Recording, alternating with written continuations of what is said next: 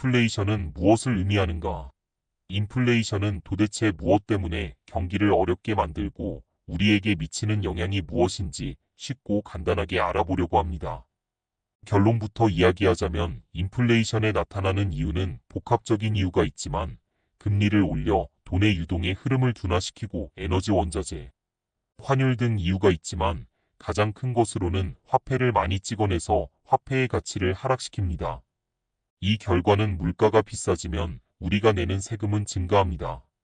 국가는 세금을 직접적으로 올리기가 힘듭니다. 국민들의 반감이 커지기 때문에 통화 가치를 떨어뜨려 그 이면에 있는 정책과 물가에 책정된 가격에 세금이 증가하는 것입니다. 화폐 가치가 떨어지는데 왜 세금이 증가하는 것일까? 이것을 좀 풀어보려고 합니다.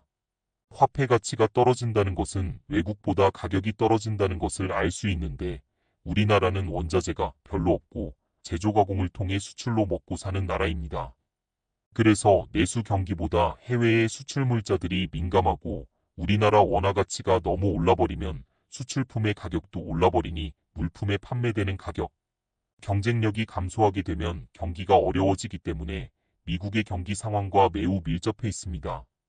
환율과 관세도 중요하지만 미국의 통화량 발행은 2020년 약 15.4조 달러에서 2024년 21조 달러 정도 증가했습니다.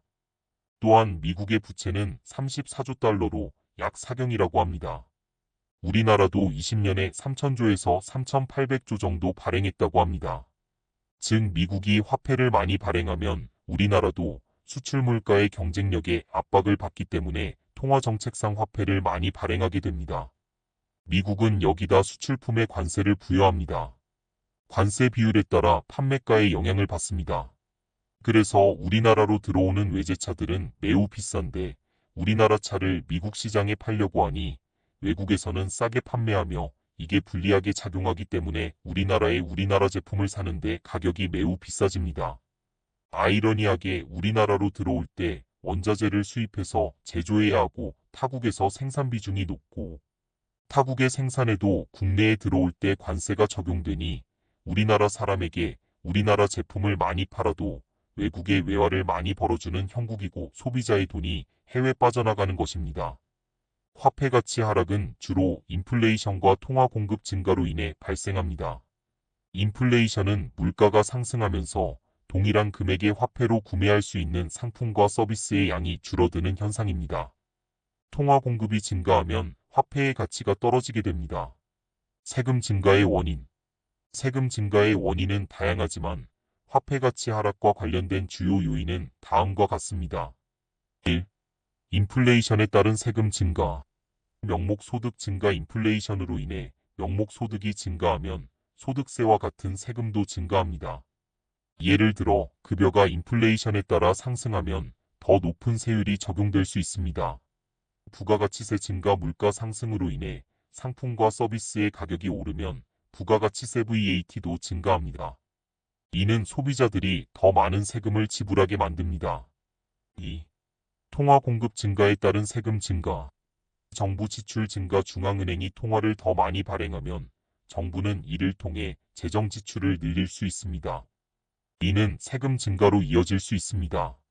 재정 적자 보전. 통화 공급 증가로 인해 발생한 재정 적자를 보전하기 위해 정부는 세금을 인상할 수 있습니다.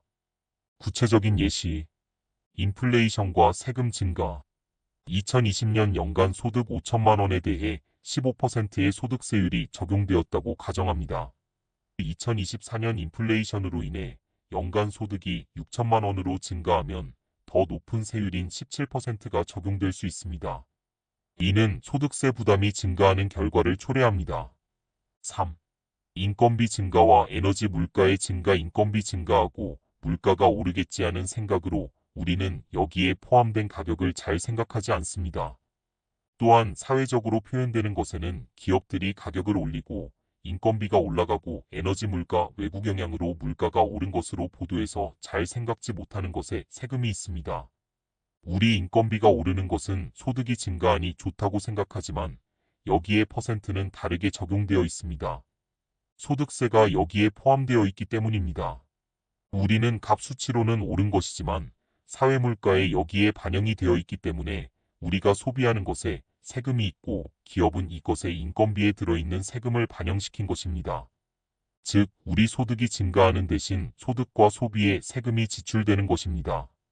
통화 공급 증가와 세금 증가. 정부 지출 증가. 중앙은행이 통화를 더 많이 발행하여 정부가 재정 지출을 늘리면 이를 보전하기 위해 세금을 인상할 수 있습니다. 재정 적자 보전. 통화 공급 증가로 인해 발생한 재정 적자를 보전하기 위해 정부는 소득세, 법인세, 부가가치세 등을 인상할 수 있습니다. 결론. 화폐 가치 하락은 인플레이션과 통화 공급 증가로 인해 발생하며 이는 세금 증가로 이어질 수 있습니다. 인플레이션으로 인해 명목 소득과 물가가 상승하면 소득세와 부가가치세 부담이 증가합니다. 또한 통화 공급 증가로 인해 정부 지출이 늘어나거나 재정 적자가 발생하면 이를 보전하기 위해 세금이 인상될 수 있습니다.